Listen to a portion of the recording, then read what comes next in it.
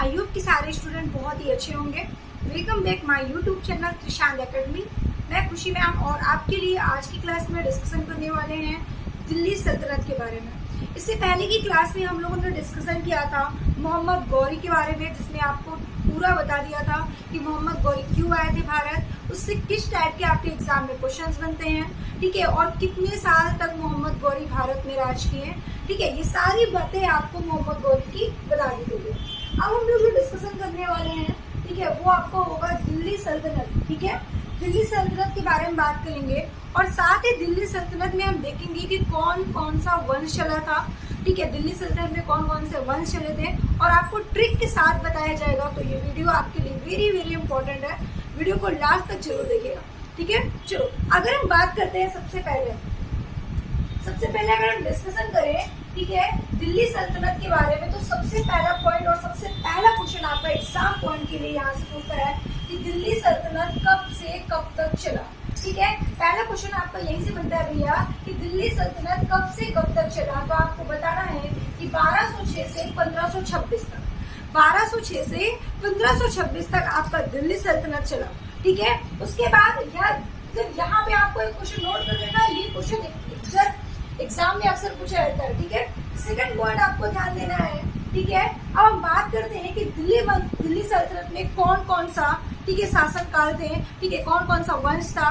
कौन कौन सी डायनेस्टी चली, उस डायनेस्टी के बारे में डिस्कशन करते हैं और कितने वर्ष तक कौन कौन सी डायनेस्टी थी, ठीक है। अगर बात करते हैं सबसे पहले हम, तो आपको एक ट्रिक याद कर लेना है और इसी ट्रिक से आपको याद करना है कि कौन कौन से वंश चले थे।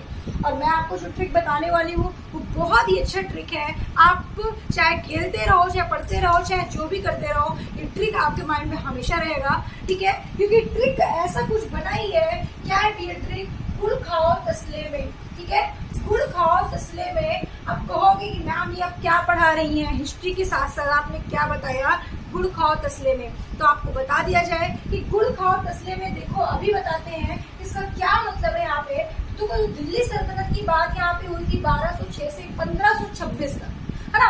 1206 से 1526 तक आपका दिल्ली सल्तनत चला था और आप सभी को पता है कि 1526 में आपका पानीपत का युद्ध हुआ था, ठीक है। तो अगर हम बात करते हैं दिल्ली सल्तनत में कि 1206 से 1526 तक कौन कौन से वंश चले थे, तो 1526 तक ही वंश थे, है ना। कितने वंश थे भैया, 5 वंश चले थे आपके, ठीक है। तो इस 5 वंश में अगर हम डिस्कशन करें कि 1526 तक जो वंश चला वो कौन कौन सा वंश था, तो भैया गुड़ खाओ तसले में, गुड़ खाओ तसले में गा से आपको कौन सा वंश हुआ, तो आप कहोगे गा का मतलब होता है मैम गुलाम वंश। गा का मतलब क्या होता है भैया, गुलाम वंश होता है, ठीक है। और अगर मैं बात करते हैं कि खा का मतलब क्या होता है, तो खाओ, गुड़ का मतलब होता है गुलाम वंश, खाओ का मतलब होता है खिलजी वंश। और यहाँ पे तसले का मतलब होता है, ता का मतलब होता है तुगलक वंश और शाह का मतलब होता है शैयद वंश। और आपका लास्ट जो है वो ला है और ला का मतलब क्या होता है भैया, लोधी वंश। और मे का मतलब होता है भैया यहाँ पे क्या, मुगल वंश, ठीक है। लेकिन यहाँ पे हम लोग मुगल वंश को नहीं लेंगे, हम लोग यहाँ पे लोधी वंश तक डिस्कशन कर रहे हैं। तो आपको याद रखना है, देखिए यहाँ से मैं आपको 10 क्वेश्चन, मैक्सिमम 10 क्वेश्चन केवल इतने पॉइंट्स बताऊंगी, ठीक है। तो बहुत ही ज्यादा इंपॉर्टेंट है आपकी क्लास आज के लिए, क्योंकि दिल्ली सल्तनत से ज्यादातर क्वेश्चन आपके एग्जाम में पूछे जाते हैं। क्योंकि जब आप डायनेस्टी पढ़ोगे, वंश पढ़ोगे, तो वहां पे आप देखोगे कि कितने सारे ऐसे हैं जहां से क्वेश्चंस आपके ज्यादातर पूछे जाते हैं, ठीक है। हिस्ट्री में अगर कहीं से ज्यादातर क्वेश्चन आता है तो दिल्ली सल्तनत से आता है। और दिल्ली सल्तनत में ये आपको 5 वंश आपको कवर करने हैं, ठीक है। और 5 वंश में आप देखोगे, अभी जब गुलाम वंश पढ़ोगे तो गुलाम वंश में ही इतने लोग हैं जिसके बारे में आपको पूरा डिस्कशन करना होगा, ठीक है। तो सबसे पहले अगर हम बात करते हैं किसके बारे में, गुड़ खाओ तसले में भैया सबसे पहले कौन सा वंश आता है आपके पास, तो आपको अगर हम सबसे पहले आपके पास आता है गुलाम वंश, ठीक है। सबसे पहले कौन आता है, गुलाम वंश आता है। और गुलाम वंश कब से कब तक चला, गुलाम वंश कब से कब तक चला अगर बात करते हैं तो 1206 से 1290 तक, ठीक है। 1206 से 1290 तक आपका गुलाम वंश रहा था, ठीक है। अब भैया 1206 से 1290 तक कौन सा वंश चला, गुलाम वंश चला। तो गुलाम वंश की अगर बात की जाए तो कितने साल तक चला, 84 साल तक। अब आप कहोगे मैम क्या ये भी याद करना है? तो बेटा ये भी याद करना है। क्यों याद करना है? क्योंकि क्वेश्चन पूछा जाता है कि सबसे ज्यादा वंश कौन सा चला है या सबसे कम वंश कौन सा चला है। तो इसलिए आपको ये ध्यान देना है कि 1206 से 1290 तक कौन सा वंश चला? गुलाम वंश चला। कितने साल चला? 84 वर्ष चला। ठीक है। उसके बाद दूसरी अगर बात करें तो आपका आता है खिलजी वंश। खिलजी वंश कब से कब तक चला? तो 1290 से 1320 तक। ठीक है। 1290 से 1320 तक आपका खिलजी वंश चला। और ये जो खिलजी वंश आपका चला था भैया वो 30 वर्ष चला था। केवल 30 वर्ष ही राज किया है यहाँ पे खिलजी वंश। यहाँ पे 30 वर्ष चला। और सबसे इंपॉर्टेंट क्वेश्चन आपके एग्जाम में जो पूछा जाता है यहाँ से कि जो आपका खिलजी वंश है सबसे कम कौन सा वंश चला था? सबसे कम कौन सा वंश चला था? तो आपको बताना है कि सबसे जो कम वंश चला था वो कौन सा वंश था? खिलजी वंश था। ठीक है भैया। तो आपको याद रखना है कि 1290 से 1320 तक आपका खिलजी वंश चला। और खिलजी वंश में कितने वर्ष तक था? 30 वर्ष था। और यहाँ से एक क्वेश्चन नोट कर लेना है कि ये 30 वर्ष ही तक था। ठीक है। ये 30 वर्ष ही केवल चला था। ठीक है। उसके बाद आपको याद रखना है भैया तुगलक वंश। तुगलक वंश की बात करें तो 1320 से 1414 तक था। तो भैया 1414 तक था। टोटल वर्ष कितने हुए? 94 वर्ष हुए। जोड़ लेना। ठीक है। 94 वर्ष हुए। और यहाँ से भी एक क्वेश्चन उठा लेते हैं कि सबसे ज्यादा कौन सा वंश चला था? तो तुगलक वंश चला था सबसे ज्यादा। तो यहाँ पे आपको नोट कर लेना भैया ये सबसे मोर था और ये सबसे लेस था। ठीक है। यहाँ से आपके 2 क्वेश्चन बन गए भैया, यहाँ पे आपको याद रखने हैं। उसके बाद शैयद वंश 1414 से 1451 तक चला था। लोधी वंश की बात की जाए आपका तो लोधी वंश 1451 से 1526 तक चला था। ठीक है। 1526 तक चला था। 1526 ये लास्ट है आपका। ठीक है। तो 1526 में भैया पानीपत का प्रथम युद्ध हुआ था और यहीं से भैया लोधी वंश क्या हो गया था? समाप्त हो गया था। ठीक है। तो आपको याद रखना है पहला क्वेश्चन आपसे पूछा जाएगा दिल्ली सल्तनत में कितने वंश चले थे? तो आप बताओगे टोटल 5 वंश चले थे। कौन कौन से चले थे? तो गुड़ खाओ तस्ले में मैम। गुड़ का मतलब गुलाम वंश, खा का मतलब खिलजी वंश है ना। और गुड़ खाओ तस्ले में, ता का मतलब तुगलक वंश, सा का मतलब शैयद वंश। और अगर बात करते हैं कि ला का मतलब क्या होगा? लोधी वंश। ठीक है। तो ये इतने वंश चले थे। और अगर आपसे पूछा जाए कब से कब तक थे तो आप बता दोगे, एकदम रट लेना है आपको। 1206 से लेकर 1290 तक आपका गुलाम वंश, 1290 से 1320 तक खिलजी वंश, 1320 से 1414 तक आपका तुगलक वंश और 1451 तक आपका शैयद वंश और 1451 से 1526 तक आपका कौन सा वंश चला था बेटा? लोधी वंश चला था। ठीक है। तो ये अभी आपको ध्यान रखना है कि इतने वंश आपके चले। ठीक है। अब यहाँ से आपको एक चीज और याद रख लेना जो आपके एग्जाम में क्वेश्चन ज्यादातर पूछा जाता है। ठीक है। कि भैया दिल्ली सल्तनत में पहला वंश कौन सा था? ठीक है। दिल्ली सल्तनत में पहला वंश कौन सा था? तो आपको बताना है स्लैव डायनेस्टी। कौन सा डायनेस्टी है भैया? स्लैव डायनेस्टी है। गुलाम वंश को इंग्लिश में क्या बोलते हैं भैया? तो आपको हो गए मैम गुलाम वंश को इंग्लिश में बोला जाता है स्लैव डायनेस्टी। ठीक है। याद रखेंगे। तो सबसे पहला वंश कौन सा था? आपका गुलाम वंश था। दूसरा क्वेश्चन आपसे पूछा जाएगा कि दिल्ली सल्तनत पर सबसे अधिक राज करने वाला वंश कौन सा है? तो आप कहोगे मैम तुगलक वंश। ठीक है। क्या बताओगे? तुगलक वंश जो 94 वर्ष था। सबसे कम राज करने वाला कौन सा वंश है? तो आप कहोगे मैम खिलजी वंश। ठीक है। जो 30 वर्ष था। ठीक है। अब देखिए आपको एक चीज याद करना है। ठीक है। 1221 में क्वेश्चन पूछा गया था एग्जाम में आपके 1221 में चंगेज खा, आपने नाम सुना होगा।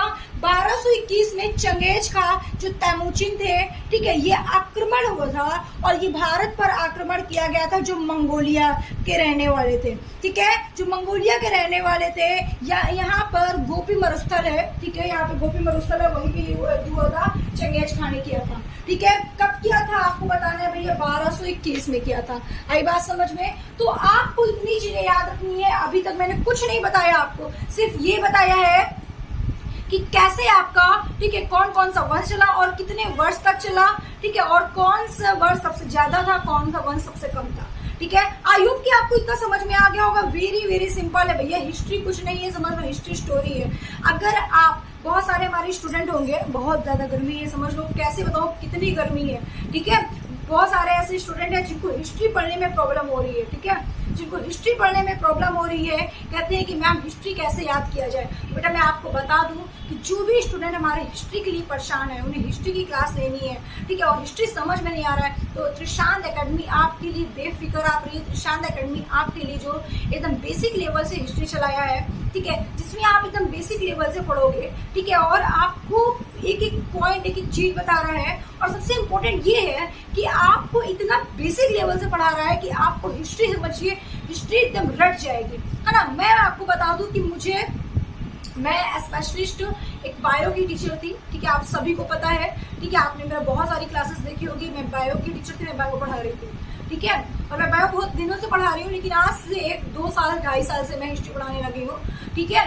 तो मैंने देखा कि ज्यादातर स्टूडेंट को मेरी बायो की क्लास करते थे, लेकिन बायो की क्लास में भी कमेंट किया करते थे कि मैम मुझे हिस्ट्री की क्लास करनी है, ठीक है। तो मैं उन स्टूडेंट के लिए स्पेशलिस्ट बोल रही हूँ कि जिन्हें हिस्ट्री में प्रॉब्लम है, भैया उनसे कहा जा रहा है कि त्रिशांत एकेडमी के ऑनलाइन यूट्यूब प्लेटफॉर्म पे आइए, आपको फ्री क्लासेस दी जा रही है, कोई चार्जेस नहीं लिया जा रहा है, और सबसे इम्पोर्टेंट ये है कि आपको नोट्स भी प्रोवाइड करा जाएगा, ठीक है। ग्रुप में ऐड हुई, किसी भी तरीके से लिंक प्रोवाइड करिए यूट्यूब का या नोटिफिकेशन, अगर आपने आप वीडियो देख रहे हैं तो चैनल को सब्सक्राइब करिए, आपके पास वीडियो का नोटिफिकेशन जाएगा, ठीक है। तो आपको पूरी तरीके से बेफिक्र होकर रहना है कि हिस्ट्री वो भी त्रिशांत एकेडमी में सीखने को मिल रहा है, और वो भी ऐसी हिस्ट्री जो आपको एक एक पॉइंट बताएगी। जैसे बच्चों को छोटी छोटी चीजें एक एक पॉइंट बताया जाता है, वैसे मैं आपको पढ़ा रही हूँ, जिससे कि आपको हिस्ट्री एकदम समझ में आए, क्योंकि जब तक आपको बेसिक नॉलेज नहीं होता ना, तब तक समझ में नहीं आती, ठीक है। तो आपकी क्लासेस कई सारी क्लासेस चल चुकी है हिस्ट्री की, ठीक है, 7-6 क्लासेस चल चुकी है। उस वीडियो को देखिए, देखने के बाद यहाँ तक पहुंचिए और आपको समझ में आएगा कि रियली हिस्ट्री कुछ नहीं है, ठीक है। पढ़ोगे तो हिस्ट्री कुछ नहीं है, वो भी त्रिशांत एकेडमी के साथ, ठीक है। चलो अगर हम बात करते हैं भाई इसके बारे में, गुलाम वंश के बारे में, सबसे पहले किसके बारे में बात करेंगे, गुलाम वंश के बारे में बात करेंगे। तो अगर गुलाम वंश के बारे में सबसे पहले बात किया जा रहा है, तो देखिए गुलाम वंश में क्या है। गुलाम वंश में पहले तो हम लोगों को इतने टॉपिक पढ़ने हैं, ठीक है, इतने टॉपिक पढ़ने हैं, मतलब गुलाम वंश में इतने लोगों ने शासक किया, है ना, इतने लोगों ने गुलाम वंश में शासक किया। और जो गुलाम वंश में शासक किए ये नाम है, जिसका नाम सबसे पहले आता है कुतुबुद्दीन ऐबक, ठीक है, सबसे पहले आता है कुतुबुद्दीन ऐबक। और कुतुबुद्दीन ऐबक कौन थे, मोहम्मद गौरी के सैनिक थे, मोहम्मद गौरी के सैनिक थे। मोहम्मद गौरी के बाद कुतुबुद्दीन ऐबक ही आए थे, ठीक है। और अभी मैं स्टोरी बताऊंगी कुतुबुद्दीन ऐबक की कि इन्होंने अपना कोई नया वंश नहीं चलाया, इन्होंने गुलाम वंश ही बनाया। चाहते तो ये अपने नाम से भी वंश बना सकते थे, ठीक है, कुतुबुद्दीन ऐबक के नाम से भी बना सकते थे, लेकिन इन्होंने मोहम्मद गौरी से कहा था और उनका बहुत रिस्पेक्ट इज्जत करते थे। इसकी कहानी मैं आपको बताऊंगी आगे जब मैं आपको पढ़ाऊंगी कुतुबुद्दीन ऐबक, ठीक है। तो भैया गुलाम वंश के शासक कौन कौन थे, कुतुबुद्दीन ऐबक थे, आराम शाह थे, इल्तुतमिश थे, और रुकनुद्दीन थे, रजिया सुल्तान थी। और रजिया सुल्तान के बारे में आप सब लोग सुने हो, यहाँ से क्वेश्चन बहुत पूछा जाता है। एक क्वेश्चन रजिया सुल्तान का आपका आता है कि गुंडों में कौन फंस गया, ठीक है, गुंडों में कौन फंस गया, तो भैया रजिया सुल्तान थी जो गुंडों में फंस गई थी, जिसकी हत्या इस तरह से की गई थी, ठीक है। बैराम शाह थे, मशहूद शाह थे, और नसीरुद्दीन महमूद थे, गयासुद्दीन थे, ठीक है। गयासुद्दीन का ही नाम था क्या, बलबन, ठीक है, गयासुद्दीन और बलबन एक ही थे, ठीक है, यहाँ अलग अलग लिखा है, गयासुद्दीन और बलबन एक ही तो इतने आपको नेम याद रखने हैं। यहाँ पे आपको ये याद रखना है कि ये टोटल यहाँ पे शासक की, और इतने टॉपिक आपको केवल और केवल गुलाम वंश में टॉपिक पढ़ना है, ठीक है। तो भैया आपको पहले इनका नाम याद रख लेना है, ठीक है। इनके नाम याद करने से आपको 2 फायदे मिलेंगे। आपको पता होगा कि गुलाम वंश में कितने कौन कौन से लोग थे जो शासक किए, ठीक है। उसके बाद इन लोगों ने गुलाम वंश के शासक किया, और साथ ही साथ बहुत सारी राजधानी भी चेंज की, ठीक है, बहुत सारे राजधानी भी चेंज की। तो हम लोग बात करेंगे, थोड़ा सा बात करते हैं राजधानी के बारे में, अगर कि दिल्ली सल्तनत की राजधानी 1206 से 1210 तक, बहुत ध्यान समझिएगा मैं क्या बता रही हूँ, कि नोट पॉइंट आपके लिए नोट कर लीजिए, आपके एग्जाम में क्वेश्चन पूछा जाता है। 1206 से लेकर 1210 तक दिल्ली सल्तनत की जो राजधानी थी वो क्या थी भैया, तो आपको याद करना है कि वो थी लाहौर, ठीक है, क्या थी भैया, वो थी लाहौर, ठीक है। 1206 से 1210 तक क्या थी दिल्ली सल्तनत की राजधानी, लाहौर थी। जब तक, कब तक, जब तक कुतुबुद्दीन ऐबक थे, ठीक है, मतलब कि कुतुबुद्दीन ऐबक कब तक थे? 1210 तक थे। तो जब 1210 तक थे, तो जब तक कुतुबुद्दीन ऐबक थे तब तक दिल्ली सल्तनत की राजधानी क्या थी भैया? लाहौर थी। आई बात समझ में? ठीक है, आई सबको बात समझ में की नहीं? दूसरा क्वेश्चन यहाँ पे आपके एग्जाम में पूछा जाता है कि 1210 से 1214 तक, ठीक है, 1210 से लेकर 1200 तक भैया यहाँ पे बात की जा रही है, 1210 से 1214 तक, ठीक है, क्या था? तो आपको याद रखना है कि बदायूं, ठीक है, बदायूं था।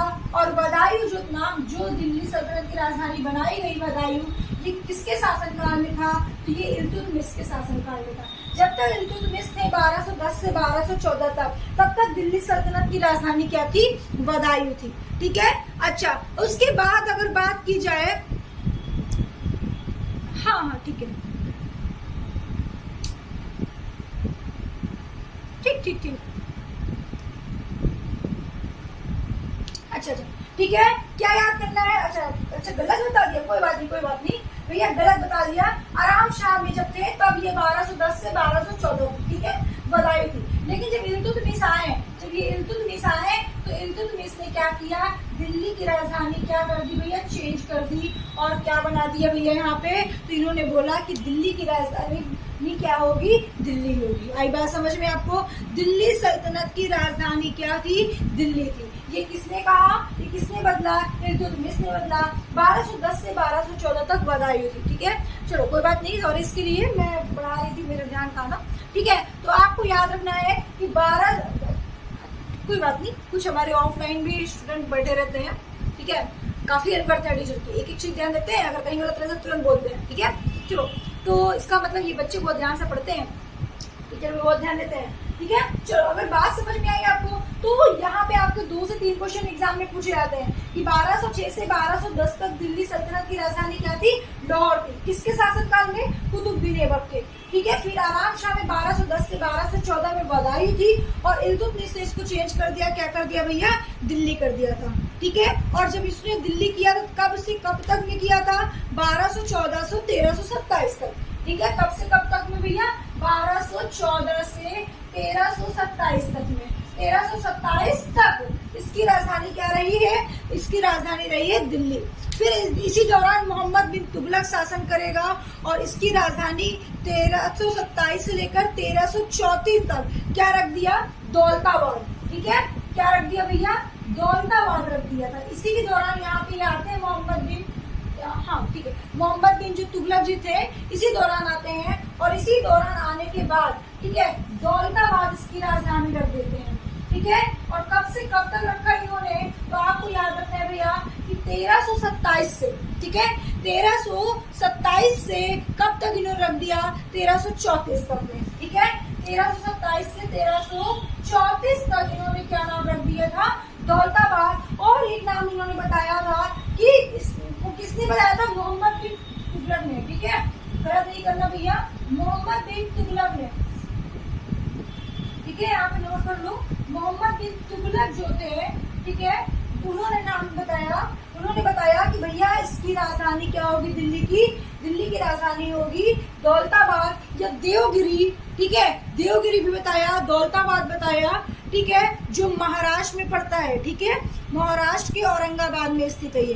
भाई बात समझ में? उसके बाद इस तरीके से बहुत सारी चेंजिंग आई, ठीक है, यही तक बात खत्म नहीं हुई, 1334 तक चला, 1334 से 1506 तक, ठीक है, 1334 से 1506 तक, उसके बाद 1506 तक, उसके बाद भैया 1506 से 1526 तक भी चला, ठीक है, 1334 से 1506 तक चला, और उसके बाद 1526 तक चला। तो 1506 तक तो दिल्ली रखा गया, और फिर उसके बाद क्या कर दिया गया? इसकी राजधानी, फिर भी उसकी राजधानी कर दी गई क्या? आगरा, ठीक है, क्या कर दिया गया भैया? आगरा कर दिया गया। इसका मतलब ये मैम 1334 से 1506 तक दिल्ली कर दी गई इसकी राजधानी, इसके बाद दौलताबाद के बाद, और 1506 से 1526 तक क्या कर दिया गया? आगरा कर दिया गया है। और ये जो दिल्ली कर दिया गया था ये सैयद वंश करेगा, और जो आगरा कर दिया गया था वो लोधी वंश करेगा,